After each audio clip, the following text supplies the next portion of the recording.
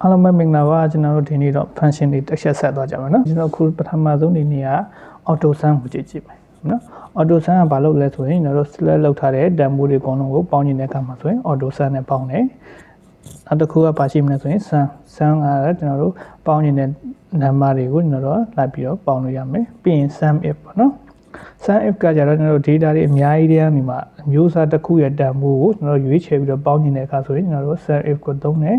နောက်တစ်ခုက sum ifs နော် sum ifs ကဘာတွေသုံးလဲဆိုရင်တို့ data တွေအများကြီးတွေကနေမှာလူကိုရချင်တဲ့ data အမျိုးအစားအများကြီးရဲ့ demo ကိုရွေးပြီးတော့ပေါင်းတယ်နော် sum if ဆိုလို့ရှိရင်ကျွန်တော်တို့ကအမျိုးအစားတစ်ခုအတွက်ပဲရွေးပြီးပေါင်းလို့ရမယ် sum ifs ဆိုလို့ရှိရင်အမျိုးအစားအများကြီးကိုရွေးပြီးတော့ပေါင်းလို့ရမယ်ဟုတ်နော်အဲကျွန်တော်တို့ auto sum ကိုယဉ်ကြည့်ရအောင် auto sum ကိုသုံးမှဆိုရင်ကျွန်တော်တို့ကပေါင်းညင်တဲ့ကောင်တွေကို select လုပ်လိုက်မယ်ဟုတ်နော် select လုပ်မယ်ပြီးလို့ရှိရင်ဒီထဲမှာရှိတဲ့ဒီကောင်လေးကိုနှိပ်ပြီးတော့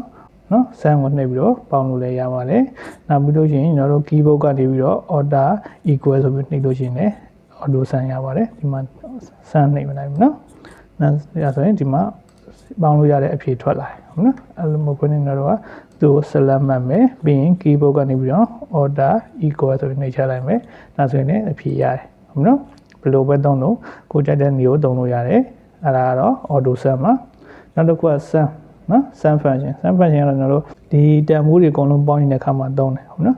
auto sum ကကြတော့ကျွန်တော်တို့ဒီ select လုပ်ထားတဲ့ cell တွေရဲ့ output တွေမှာပဲအဖြေထုတ်ပြီးနော်တခြားနေရာမှာကျွန်တော်တို့ကအဖြေကိုလိုချင်တယ်ဆိုလို့ရှိရင် auto sum နဲ့သွားပေါင်းလို့ရှိရင်ကျွန်တော်တို့ကအဖြေမရတယ်ကျွန်တော်တို့ဒီနေရာမှာအဖြေလိုချင်တယ်ဟုတ်ဒါဆိုရင်ကျွန်တော်တို့ကသူ့ကိုနှိပ်ပြီးတော့ auto sum နှိပ်တယ်အဖြေကဒီကျွန်တော် select လုပ်ထားတဲ့ range ရဲ့အောက်မှာပဲရောက်မယ်အဲ့တော့ကျွန်တော်တို့က auto sum အမြဲတမ်းသုံးလို့အဆင်မပြေဘူးအဲ့တော့ဒီကောင်တွေကိုပေါင်းနေတယ်ဆိုရင်ကျွန်တော်တို့ကဘာလို့သုံးမလဲဆိုရင် sum function ကိုသုံးရမယ်ဟုတ်နော်ဒီမှာဆိုရင်30 expand ရှိတယ်ဒီမှာဆိုရင် total expand ကိုရှာခိုင်းတယ်ဟုတ်နော်ဒါကတော့ stationary မျိုးစားတွေဒီမှာဆို ledger vote တွေ laptop တွေ voucher တွေရှိမယ်ဒါကတော့ department တွေပေါ့နော်ဒါကတော့ရုံးရှိရဲ့ region တွေရန်ကုန်ရုံးမန္တလေးရုံးစကိုင်းရုံးပေါ့နော်အဲ့လိုရုံးတွေရှိမယ်ပြီးရင် department တွေရှိမယ်ပြီးရင် stationary တွေရှိမယ်ပြီးရင်အသုံးစရိတ်တွေရှိမယ်ဟုတ်နော်အဲ့ဒါဒီမှာစုစုပေါင်း30ကိုရှင်းကြည့်အောင်အဲ့ဆိုရင်ကျွန်တော်တို့ကဒီကောင်ဒီကောင်လုံးကိုပေါင်းအောင်မယ်ဟုတ်မလားအဲ့ဆိုရင်ကျွန်တော်တို့က sum function ကိုသုံးပါမယ်ညီများချင်း sum sum လို့ရေးလိုက်မယ်ပြီးရင် tab key ကုန်မယ်ပြီးရင်ကျွန်တော်တို့ပေါင်းနေတဲ့ range ပေါ့နော်ကျွန်တော်ပေါင်းနေတဲ့ကောင်တွေကို select လုပ်ပြီးတော့ပေါင်းတင်ကုန်ဒီလို select ကိုချင်း select လုပ်ပေါင်းလို့ရတယ်အဲဒီကောင် select ဆွဲချလိုက်မယ်ဟုတ်မလားပြီးရင်ကျွန်တော် enter ခေါက်မယ်ဒါဆိုရင်ကျွန်တော်တို့အဖြေရတယ်ဟုတ်နော်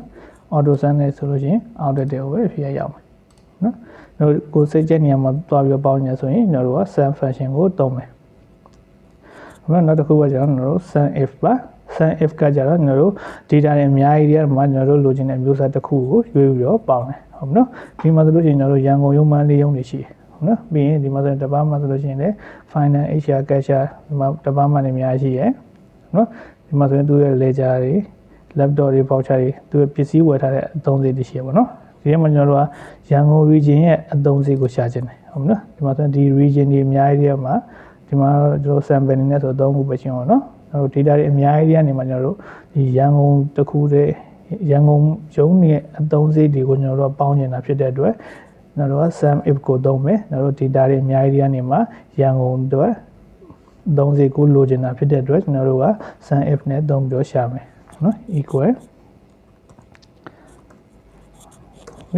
sum if ရဲ့သူရဲ့ formula ပုံစံဘယ်လိုရှိလဲဆိုရင်ကျွန်တော်တို့ range ရှိမယ်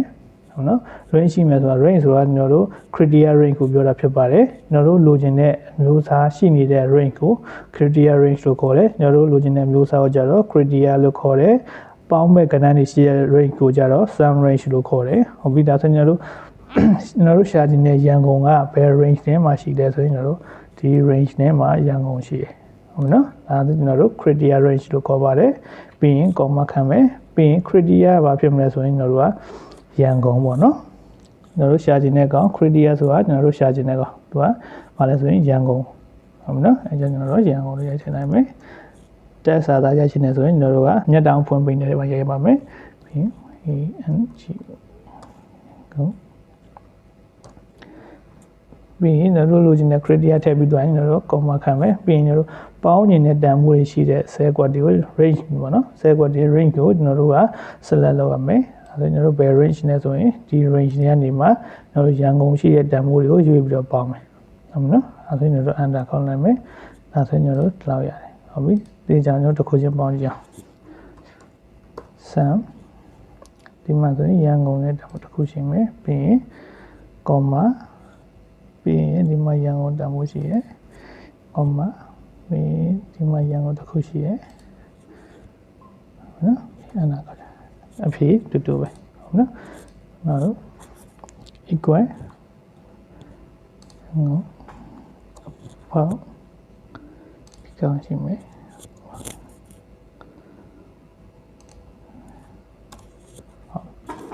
နော်ဒါကကျွန်တော်တို့ sun if နဲ့ရွေးပေါင်းတာဒါကကျွန်တော်တို့ကိုယ့်အကူ manual select လုပ်ပြီးတော့တခုချင်းရွေးပေါင်းတာဒီကောင်ကတော့ကျွန်တော်တို့ operator နဲ့ပေါင်းထားတာဒီကောင်တွေတော့ကျွန်တော်တို့ function တွေနဲ့ပေါင်းထားတာဟုတ်ပြီဒီနေ့မှာကျွန်တော်တခုပြောချင်တာဒီ operator ကိုသုံးတာနဲ့ function ကိုသုံးတာနဲ့ကျွန်တော်တို့ဘာကွာလဲဆိုတော့တစ်ချက်ပြောပြမယ်ဟုတ်မနော်ဒီ operator ကိုသုံးတဲ့အတွက်ကျွန်တော်တို့ခုနရန်ကုန်ကိုရွေးပြီးပေါင်းနေတဲ့အကြောင်းတခုချင်းကိုလိုက်ပြီး select လုပ်ပြီးတော့ပေါင်းနေရတယ်နောက်ဒီ function သုံးတဲ့အခါကျရင် function ရလိုက်တဲ့ပြီးရင် range ကိုလုပ်လိုက်တယ်ပြီးလို့ရှိရင်ကျွန်တော်တို့ဖြည့်တန်းထွက်တယ်ဟုတ်နော်လို့ရှိရင်နောက်ထပ်တွားချချက်တစ်ခုရှိတယ်ဒီမှာဆိုကျွန်တော်တို့ရန်ကုန်ရဲ့တန်ဖိုးတွေကုန်ပေါင်းထားပါတော့တကယ်လို့ဒီတစ်ခုရဲ့တန်ဖိုးကတန်ဖိုးတစ်ခုမဟုတ်ဘဲနဲ့တက်စာသားတစ်ခုဖြစ်နေတယ်ဆိုရင်ပေါ့နော်တက်စာသားတစ်ခုဖြစ်နေဆိုကျွန်တော်တို့ function တွေနဲ့သုံးထားတဲ့ဟာမှာကျွန်တော်တို့က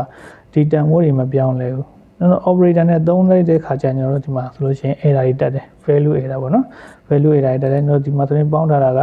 D7 D10 D30 ဆိုပြီးပေါင်းထားတယ်ဟုတ်နော် D7 ရဲ့ D7 ရှိမယ်ပြီးရင် D10 ရှိမယ်ပြီးရင် D30 ရှိမယ်ဟုတ်ပြီကျွန်တော်တို့ operator နဲ့ပေါင်းထားတဲ့နေရာမှာကျွန်တော်ဒီမှာကဏ္ဍတွေရောစာတွေရောဖြစ်သွားတယ်ဟုတ်နော်အဲ့ကြသူက value error ဆိုပြီးတော့ error တက်လာတယ်ကျွန်တော်ဒီ function တွေနဲ့သုံးထားတဲ့အခါမှာကျွန်တော်တို့ကဒီနေရာမှာစာသားတွေဝင်သွားတယ်သူကအဲ့စာသားကိုသူကမပေါင်းမနဲ့ကြံတဲ့ကောင်တွေကိုသူကပေါင်းပစ်လိုက်တယ်ဟုတ်နော်အဲ့ကြောင့်ကျွန်တော်တို့ကဒီ data တွေဖြတ်တာဖြုတ်တာပြင်တာတွေလုပ်တဲ့ခါကျလို့ရှိရင်ကျွန်တော်တို့က operator နဲ့ပေါင်းထားတဲ့အခါမှာကျွန်တော်တို့က error တွေတက်တယ်ကျွန်တော်တို့ function တွေကိုသုံးတယ်ဆိုရင်ကျွန်တော်တို့က error တွေမတက်ဘူးကြံတဲ့ကောင်တွေသူကရွေးပြီးပေါင်းသွားမယ်ပြီးရင်အချိန်ကုန်တက်တာတယ်ပုံမြန်တယ်အဲကြောင့်ကျွန်တော်တို့ function တွေကိုပဲအများဆုံးသုံးပြကြတယ် operator တွေကိုသုံးတာအချို့နေရာတွေမှာပဲသုံးပြတယ်ဟုတ်နော်နောက်တစ်ခုကတော့ကြည့်ကြည့်အောင်နောက်တစ်ခုက finance department မှာရှိတဲ့ ledger book တွေရဲ့တန်ဖိုးကိုရှာချင်တယ်ဟုတ်နော်ဒါဆိုကျွန်တော်တို့ကရွေးစရာနှစ်ခုဖြစ်ပါဒီမှာဆိုကျွန်တော်က ရန်ကုန် region ရဲ့ expense ကိုပဲရှာတာဒီမှာကျကျွန်တော်တို့ finance department လည်းဖြစ်ရမယ်ပြီးရင် ledger book တန်ဖိုးလည်းဖြစ်ရမယ်အဲကျွန်တော်တို့နှစ်ခုဖြစ်သွားပြီအဲကျကျွန်တော်တို့ကနှစ်ခုဖြစ်သွားပြီဆိုတော့ကျွန်တော် data တွေအများကြီးတဲ့နေမှာကိုလိုရှိတဲ့မျိုးစားများရဲ့တန်ဖိုးရွေးချယ်ပြီးပေါင်းနေတာဖြစ်တဲ့အတွက်ကျွန်တော်တို့က sun fs ကိုသုံးမယ်ဟုတ်နော်ဒီကွယ် sun fs ပါပြီး sun if မှာတော့ကျွန်တော်တို့ဘာကိုရင်လာလဲဆိုရင် criteria range လာတယ်ပြီးရင် criteria လာတယ်ပြီးရင် sun range လာတယ်ဟုတ်ပြီ criteria range ဆိုတာကကျွန်တော်တို့လိုချင်တဲ့မျိုးစားရှိတဲ့ range ကို criteria range လို့ခေါ်တယ်ကျွန်တော်တို့လိုချင်တဲ့မျိုးစားကိုကြတော့ criteria လို့ခေါ်တယ်ပေါင်းရမယ့်တန်ဖိုးတွေရှိတဲ့ range ကိုကြတော့ sun range လို့ခေါ်တယ် sun fs မှာကြတော့ကျွန်တော်တို့က sun range ကအရင်လာတယ် sun range လာပြီးလို့ရှိရင်ကျွန်တော်တို့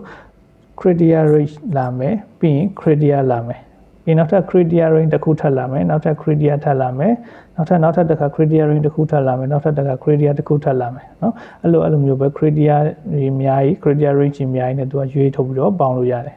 ဒီမှာဆိုရင်တော့ကျွန်တော်က finance department ရဲ့ ledger book ရဲ့နှစ်မျိုးရှိတယ်เนาะကျွန်တော်ကအဲ့နှစ်မျိုးလိုချင်တာဖြစ်တဲ့အတွက် sun fs ကိုသုံးတယ်ပြီးကျွန်တော် sun range ကကြတော့ပေါင်းမဲ့တန်ဖိုးတွေရှိတဲ့ကောင်ဒီနေရာပေါ့เนาะ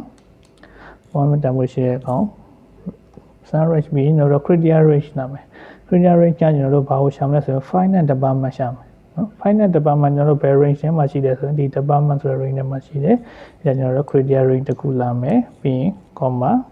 အဲ့ range ထဲမှာကျွန်တော်တို့ကဘာကိုရှာချင်တာလဲဆိုလို့ရှိရင်ကျွန်တော်တို့က finance ကိုရှာချင်တာဟုတ်နော်ကျွန်တော်တို့ရှာချင်တဲ့ finance ကိုရေးနိုင်မယ်ပြီးရင် comma ခံမယ်ဒါဆိုရင်ကျွန်တော်တို့ကဒီ range ထဲကနေမှကျွန်တော်တို့ finance ကိုရှာမယ်ဟုတ်ပြီနော်ဒါဆိုရင် final ရပြီပြီးရင် ledger book ကိုရှာမယ် ledger book ကဘယ်ထဲမှာရှိဒီ stationery ထဲမှာရှိတယ်အဲဒါကျွန်တော်တို့က ledger book ရှိတဲ့ range ကဒီ range ပေါ့နော်ဒီ range နဲ့ကနေမှကျွန်တော်တို့ကဘာကိုရှာမလဲဆိုရင် ledger book ကိုရှာမယ်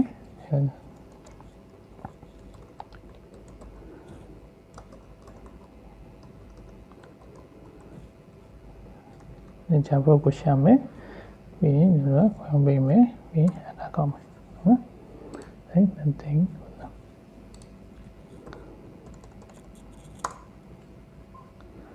နော်သူတန်ဖိုးပြောင်းလိုက်တာ ਨੇ သူတန်ဖိုးတွေပါအခုချက်ချင်းတန်းလိုက်ပြောင်းတယ်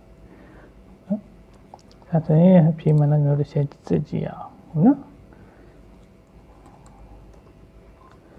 ဟုတ်ပြီဒီမှာကျွန်တော်တို့က finance လည်းဖြစ်ရမယ် ledger ဘုတ်လည်းဖြစ်ရမယ်ဟုတ်နော် finance department က ledger ဘုတ်တန်ဖိုးရှိတဲ့ကောင်ဒီကောင်ရှိမယ်ပြီးရင်ဟုတ်ပါနောက်တစ်ခုက finance ledger ဘုတ်ဟုတ်ပါ finance ledger ဘုတ်ဟာဖြစ်တူတယ်နော်ဟုတ်ပြီဒီကတော့ကျွန်တော်တို့ကဒီကောင် ledger ဘုတ်မှုဖိနေကျွန်တော်တို့ကနော် finance department တော့ဖြစ်တယ် ledger ဘုတ်မှုဖြစ်နေမဟုတ်ဘဲနဲ့ကျွန်တော်တစ်ခုခုပေါ့နော်ဘုတ်ဖြစ်ခဲ့မှဆိုရင်သူ့ရဲ့တန်ဖိုးကျွန်တော်တို့ပေါင်းမသွားဘူးနော်သူရဲ့ finance နဲ့ finance လည်းဖြစ်ရမယ် ledger ဘုတ်လည်းဖြစ်ရမယ်အဲ့တန်ဖိုးပဲကျွန်တော်တို့ရွေးပြီးပေါင်းတယ်ဟုတ်နော်ဒီမှာဆို finance department ရဲ့ ledger ဘုတ်ကိုပြောထားတယ်အဲ့တော့ကျွန်တော်တို့က finance department ဖြစ်ရမယ် ledger ဘုတ်ဖြစ်ရမယ်ဒီမှာကျွန်တော်ဘုတ်ဖြစ်သွားတဲ့အတွက်ကျွန်တော်တို့တန်ဖိုးမပါဘူးဒီကောင်ရတယ်ဒီကောင်က ledger ဘုတ်ဖြစ်ခဲ့မှဆိုရင်သူ့တန်ဖိုးပဲထည့်ပေါင်းမယ်ဟုတ်မနော်ဒီကောင် finance မဟုတ်ဘဲနဲ့တခုခုဖြစ်ခဲ့မှဆိုရင်သူ့တန်ဖိုးရောက်သွားမယ်နော် finance ဆိုရင် finance နဲ့ ledger ဘုတ်နဲ့တွဲရဖြစ်တဲ့ကောင်ပေါင်းမယ်ဟုတ်ပြီနော်နောက်တစ်ခုကရန်ကုန် region လည်းဖြစ်ရမယ် finance department လည်းဖြစ်ရမယ် ledger ဘုတ်လည်းဖြစ်ရမယ်ဟုတ်ပြီနော်ပေါ့ဒီကွယ် service ပြီးရင်ကျွန်တော်တို့က sun range ကဒီကောင်ရှိမယ်ပြီးရင်ကျွန်တော်တို့ကဘာချင်လဲဆိုရန်ကုန်လည်းဖြစ်ရမယ်ရန်ကုန်ဖြစ်တဲ့အတွက်ရန်ကုန်ရှိတဲ့ range ကဘယ် range ဖြစ်မလဲဆိုရင်ဒီ range တွေကနေမှကျွန်တော်တို့ဘာကိုရှာမလဲဆိုရင်ရန်ကုန်ကိုရှာမယ်ပြီးရင် comma ခတ်မယ်ပြီးရင်ရန်ကုန်လည်းဖြစ်ရမယ် finance department လည်းဖြစ်ရမယ်ဒီ range တွေကကျွန်တော်တို့ဘာကိုရှာမလဲဆိုရင် finance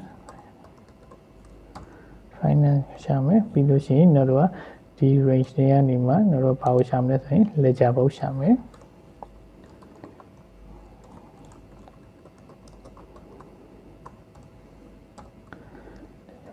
ဟုတ်ပြီအဲ့ဒါသူကဒီလောက်ပဲရဘာဖြစ်လို့လဲဆိုရင်တော့ဒီမှာဆိုရင်ရန်ကုန် finance ledger ဘုတ်ဟုတ်နော်ဒီမှာနောက်တစ်ခုက finance ledger ဘုတ်ဒါပေမဲ့သူကရန်ကုန်မဟုတ်ဘူးနော်ဒီမှာဆိုရင် finance နဲ့ ledger ဘုတ်တော့ဖြစ်တယ်ရန်ကုန်မဖြစ်ဘူးအဲ့ဒါဆိုရင်ကျွန်တော်တို့ရန်ကုန်ရုံးက finance department နဲ့ ledger ဘုတ်တန်ဖိုးရှိမယ်ဟုတ်နော်အဲ့တော့ဒါဆိုရင် sun avs ကိုသုံးပြီးဒီမှာဆိုရင်ကျွန်တော်တို့က data 3ခုကိုရွေးပြီးတော့ကျွန်တော်ပေါင်းသွားတယ်ဟုတ်နော်ဒီမှာဆိုလို့ရှိရင်တစ်ခုတည်းတန်ဖိုးပဲပေါင်းတယ်ဒီမှာဆိုရင်ကျွန်တော်နှစ်ခုတန်ဖိုးအမျိုးအစားနှစ်ခုရဲ့တန်ဖိုးကိုရွေးပြီးပေါင်းတယ်ဒီမှာဆိုရင်အမျိုးအစား3ခုဖြစ်မှ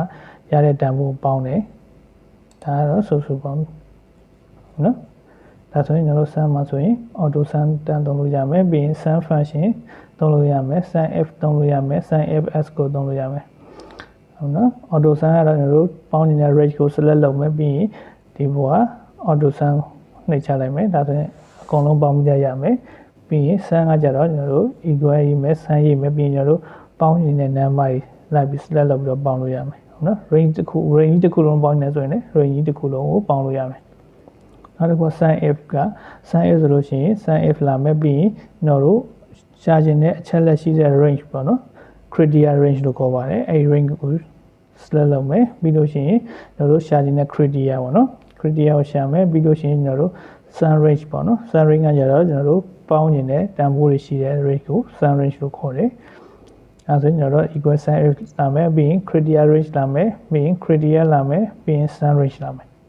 sum fs ကကြတော့ sum f နဲ့ပြောင်းပြန်ဖြစ်သွားမယ်နော် sum range ကိုရှေ့ဆုံးကလာမယ်ပြီးမှ criteria range 1လာမယ် criteria 1လာမယ်ပြီးရင် criteria range 2လာမယ် criteria 2လာမယ်နောက်တစ်ခါ criteria range 3လာမယ်နောက်တစ်ခါ criteria 3လာမယ်နောက်ထပ် criteria range 4 criteria 4တော့အများကြီးပဲစစ်ပြီးတော့ကျွန်တော်တို့ပေါင်းလို့ရတယ်ဟုတ်လားဒါဆိုလို့ရှိရင်ကျွန်တော်တို့ဒီမှာဆိုရင် auto sum ရဲ့ sum ရဲ့ sum f ရဲ့ sum fs ရဲ့ဟုတ်နော်ဒါဆိုရင်ကျွန်တော်တို့ဒီနေ့တော့ sum function လေးနဲ့နားလည်ရအောင်ဟုတ်နော်အားလုံးကိုကျေးဇူးတင်ပါတယ်နောက်နေ့မှထပ်တွေ့ကြမယ်နော်